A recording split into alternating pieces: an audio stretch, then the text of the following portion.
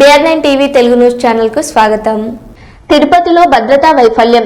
తిరుపతి శ్రీ గోవిందరాజస్వామి ఆలయంలో మందుబాబు వీరంగం. ఏకాంత సేవ ముగిశాక మద్యం మత్తులో ఆలయం గోడ దూకి ఆలయంలోకి ప్రవేశించి గోపురంపై ఉన్న కలశాలను లాగేందుకు యత్నించిన మందుబాబు చాలాసేపు ప్రయత్నించి నిందితుడిని కిందికి దింపిన పోలీసులు.